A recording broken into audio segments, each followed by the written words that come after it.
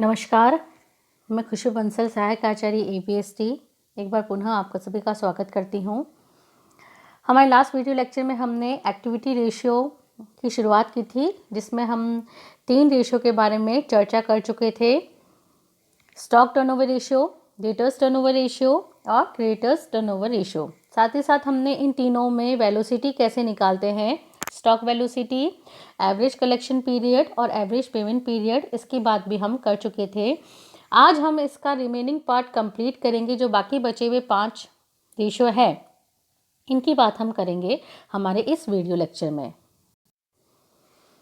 तो turnover ratio का जो चौथा रेशियो होता है वह होता है टोटल असेट्स टर्नओवर रेशियो, कुल संपत्ति आवर्त अनुपात। इस अनुपात को हम टोटल इन्वेस्टमेंट टर्नओवर भी रेशियो भी कहते हैं, कुल विनियोजन आवर्त अनुपात भी कहते हैं। इसमें कॉस्ट ऑफ गुड्स सोल्ड या फिर नेट सेल्स को व्यापार में विनियोजित कुल पूंजी या फिर व्यापार में विनियोजित कुल संपत्तियों से संबंधित किया जाता है। इन दोनों के बीच संबंध ज्ञात किया जाता है। यह अनुपात निकालने का उद्देश्य यह होता है कि जो व्यापार में संपत्तियों में जो पैसा इन्वेस्ट कर रखा है वह सही इन्वेस्ट कर रखा है, उन जो इन्वेस्टमेंट कर रखा है टोटल असेट्स में वह पूरा लाभप्रद उपयोग उसका हो पा रहा है कि नहीं हो पा रहा है, कुशल उपयोग हो पा रहा है कि नहीं हो पा रहा है। अगर हमें ये पता करना है तो हम टोटल असेट्स टर्नओवर रेशियो निकालते हैं। टोटल असेट्स टर्नओवर रेशियो निकालने का फॉर्मूला होता है कॉस्ट ऑफ गुड्स सोल्ड या फिर cost of revenue from operation, या अगर ये कॉस्ट ऑफ गुड्स सोल्ड नहीं दे रखा है तो रेवेन्यू फ्रॉम ऑपरेशन हम लेंगे यहाँ पर, जिसे हम सेल्स के नाम से भी जानते हैं। इसको हम डिवाइड करेंगे टोटल सेल्स से। जो 2 चीज़ें यहाँ पे काम में आ रही है, एक तो आ रही है कुल संपत्तियाँ, जिसमें हम स्थायी संपत्तियों के साथ साथ में चालू संपत्तियों को भी जोड़ते हैं, और अगर कोई डेप्रिसिएशन का कर रखा है तो हमने उसे भी समायोजन करना है। लेकिन हमें कुल संपत्तियों में जो कृत्रिम संपत्तियां होती है, जैसे कि फिक्सेस असेट्स, जो जैसे कि प्रीलिमिनरी एक्सपेंसेस है, copyright discount on issue of shares है, आदि को शामिल नहीं करते हैं। लेकिन जो इनटेंजिबल असेट्स होती है, जैसे कि गुडविल है, व्यापार चिन्ह है, कॉपीराइट है, इन्हें हमें शामिल करना है। ये जो अनुपात होता है ऐसी संस्थाओं के लिए विशेष उपयोगी होता है जो कि मैन्युफैक्चरिंग प्रोसेस में लगी हुई होती है, क्योंकि उन्हीं ऐसे संस्थाओं को देखना पड़ता है कि जो उन्होंने स्थायी संपत्तियों में पैसा इन्वेस्ट कर रखा है वह, क्योंकि स्थायी संपत्तियां जो है वो सीधा उत्पादन पर प्रभाव डालती है। तो जो स्थायी संपत्तियों में पैसा इन्वेस्टमेंट कर रखा है वो सही कर रखा है कि नहीं कर रखा है, उसका कुशलतापूर्वक उपयोग हो रहा है कि नहीं हो रहा है। क्योंकि जितनी ज़्यादा सेल्स होगी इसका मतलब ये है कि उत्पादन भी उतना ही स्थायी संपत्तियों से अधिक किया जा रहा है। तो स्थायी संपत्तियों में जो पैसा इन्वेस्ट है वो सही दिशा में किया गया है। लेकिन कभी कभार इससे आने वाले जो रिजल्ट होते हैं वो भ्रामक भी हो जाते हैं, क्योंकि जो अधिक विक्रय इस बात का सूचक नहीं होती है कि अधिक लाभ हो रहा है। अधिक विक्रय होने पे भी कभी कभी संस्था को हानि की कंडीशन उठानी पड़ती है। जो नेक्स्ट रेशियो है यहाँ पर वह है स्थायी संपत्ति आवर्त अनुपात, फिक्स्ड असेट टर्नओवर रेशियो। जो हमने ऊपर वाले में टोटल असेट्स ली थी, अब हमें यहाँ पर सिर्फ फिक्स्ड असेट्स लेनी है। तो ऊपर तो वही आएगी कॉस्ट ऑफ गुड्स सोल्ड या फिर सेल्स लेंगे हम, cost of revenue from operation या फिर रेवेन्यू फ्रॉम ऑपरेशन, और उसको डिवाइड करेंगे फिक्स्ड असेट से। और फिक्स्ड असेट जो हमें यहाँ पर लेनी है वो नेट लेनी है, मतलब अगर डेप्रिसिएशन लगाया है तो उसे हमें यहाँ पर लेस करना है। इस अनुपात के थ्रू हमें क्या पता चलता है, स्थायी संपत्तियों का कुशलतापूर्वक प्रयोग किया जा रहा है कि नहीं किया जा रहा है, ये पता चलता है। अभी हमने थोड़ी देर पहले बात करी थी कि स्थायी संपत्तियों में इन्वेस्टमेंट कहाँ ज़्यादा होता है, निर्माणी संस्थाओं में। तो ये अनुपात महत्व भी कहाँ पे रखता है, निर्माणी संस्थाओं में ज़्यादा महत्व रखता है।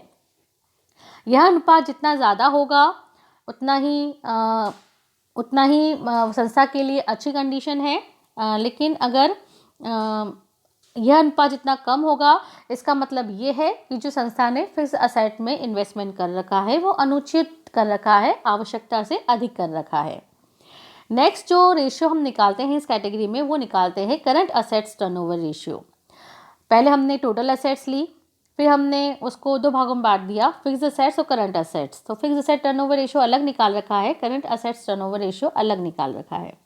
इसमें बस कॉस्ट ऑफ गुड्स सोल्ड या फिर सेल्स में हमें करंट असेट्स का भाग लगाना है। करंट असेट्स क्या क्या होती है, हमारे प्रीवियस वीडियो लेक्चर में हम ऑलरेडी बहुत अच्छे से बात करके आ चुके हैं।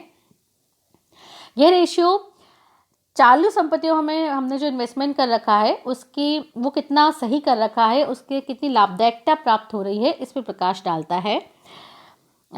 ऐसी जो संस्थाएं होती हैं जहां पर स्थायी संपत्तियों में पैसा कम इन्वेस्ट कर रखा है वहां पर, और करंट असेट्स में ज़्यादा कर रखा है, वहां पर ये अनुपात ज़्यादा महत्व रखता है। नेक्स्ट जो अनुपात हमारे यहाँ पे है वो है वर्किंग कैपिटल टर्नओवर रेशियो।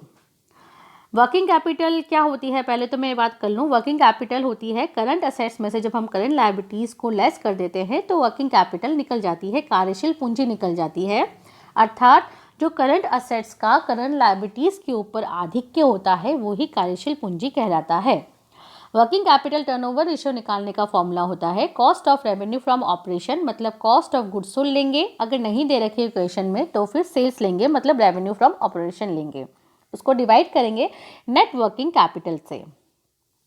यह अनुपात जितना ज़्यादा होता है उतना ही अति व्यापार की स्थिति को बताता है, मतलब व्यापार बहुत अच्छा हो रहा है, अधिक मात्रा में हो रहा है। जितना ही निम्न होता है वो अल्प व्यापार की स्थिति को बताता है।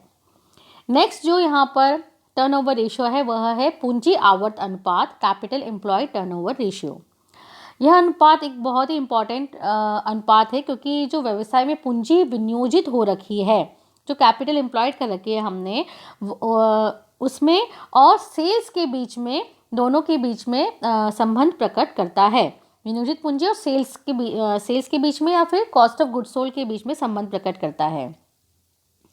कैपिटल एम्प्लॉयड का मतलब क्या है, अब यहाँ पर कैपिटल एम्प्लॉयड का मतलब टोटल असेट्स में से अगर हम करंट लायबिलिटीज़ को घटा दें, टोटल असेट्स में से अगर हम करंट लायबिलिटीज़ को अगर लेस कर देते हैं तो नेट कैपिटल एम्प्लॉयड हमें प्राप्त हो जाता है।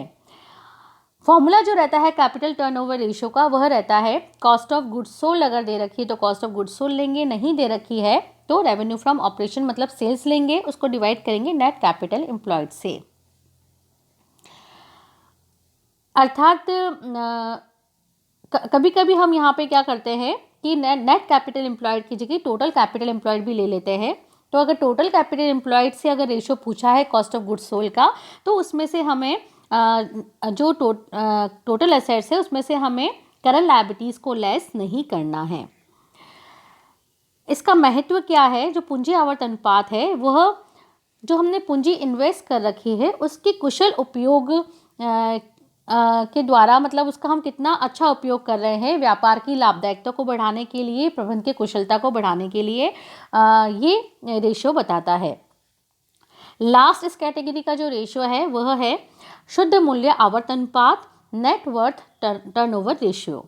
यह अनुपात जो है वह व्यवसाय में अंशधारियों द्वारा जो शेयर होल्डर ने कितनी कैपिटल इन्वेस्ट कर रखी है उसका प्रयोग कितना कुशलतापूर्वक किया जा रहा है, लाभदायकता में उसका कितना उपयोग हो रहा है लाभदायकता बढ़ाने के लिए, इसका सूचक होता है। इसका जो फॉर्मूला होता है वह होता है कॉस्ट ऑफ गुड्स सोल्ड या फिर cost of revenue from operation.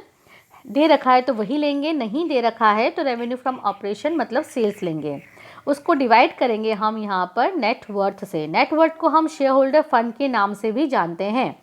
Share holder fund मतलब equity share capital plus preference share capital plus reserve and surplus, इनको हम ऐड करेंगे। अगर कोई कृत्रिम संपत्तियां बैलेंस शीट में दे रखी है तो उसे हम यहाँ पर लेस कर देंगे, क्योंकि अगर इकट्ठे हुए हुए लाभ मतलब reserve and surplus share holder fund में शामिल किए जाते हैं तो इकट्ठी हुई हुई हानियां जिन्हें अभी तक अपलिखित नहीं किए गए हैं, ऐसे खर्चे और हानियां, तो वो भी शेयर होल्डर के ही होते हैं, तो उन्हें यहाँ से एडजस्ट कर दिया जाता है। तो नेटवर्थ निकालने का फॉर्मूला यहाँ पे जो होता है वह होता है share capital plus reserve and surplus minus fictitious assets.